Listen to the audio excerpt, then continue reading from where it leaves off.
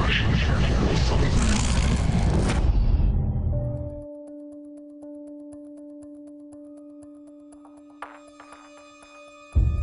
don't know who they are, we don't know what they want. Aliens invading the Earth and the Earth's last stand. What we do know is that they're taking people. It's basically not a remake, but a reimagining of the original XCOM game. Well, core principles from the original that we wanted to build on was basically everything. XCOM is about Earth being threatened by an unknown enemy. The world bonds together and they form an elite military organization, the most elite in the history of the world, and that's where the player comes in. They are the commander of this organization. I think we were all fans of the original, you know, working for Firaxis, we're all fans of squad-based, turn-based strategy. So I've played just about every turn-based strategy game out there.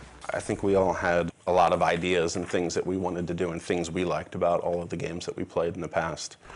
Just really finding the fun things and eliminating the things that, you know, we didn't really care so much for. So we start with the original game, and we play it, and we say, okay, well, we find that new players, or even us old diehards, like we find this concept, we can improve this a little bit. And one of the first things we looked at was time units. And the idea was that your soldiers had a certain number of time units to move around the battlefield, to perform abilities, take shots, and things like that.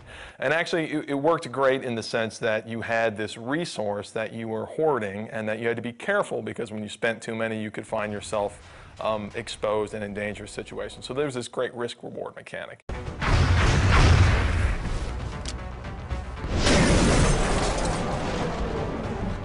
We said, okay, how can we simplify that and sort of free up all that headspace that takes up in the player's head? We sort of turned the time units into a simplified version where the player has a number of moves that they can perform per turn, and they can choose to move, they can choose to move and shoot, they can choose to move really far, and then based on different abilities their soldiers have, maybe they can use those abilities to do different things. But it still has that great risk-reward mechanic. Look, I need to run really far this time, but when you do that, you're always taking the cost that you're not going to be able to shoot, and then you're going to find yourself in a difficult tactical position.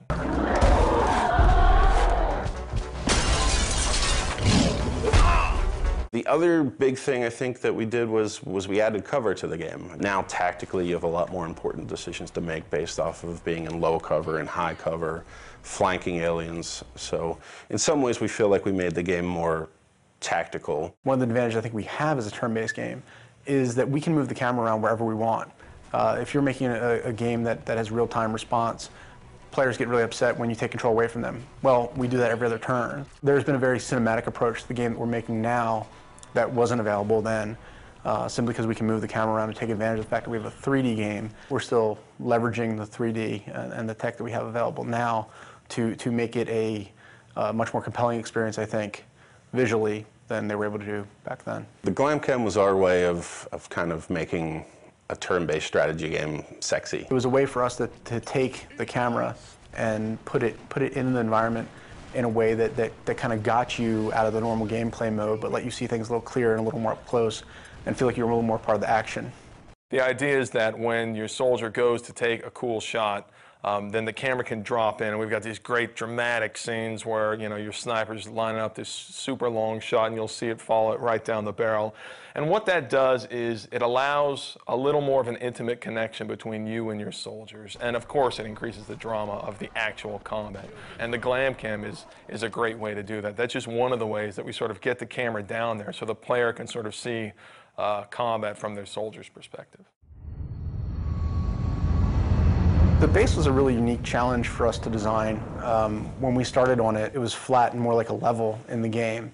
And we really wanted to have base building, but we ran into some really difficult challenges on it being flat and working more like a level. And at a certain point, a couple of my guys had come in and they said, you know what, we keep talking about this as an ant farm. Why don't we make it like an ant farm? It is very much, you know, the G.I. Joe base that the kid down the street had that you didn't have, that you got to play with every once in a while if you went to his house. So when we made it, that was one of the things I think really stands out. I think it's a really unique feature to the game. It allows us a lot of flexibility for optimization and for the player to be able to build and expand.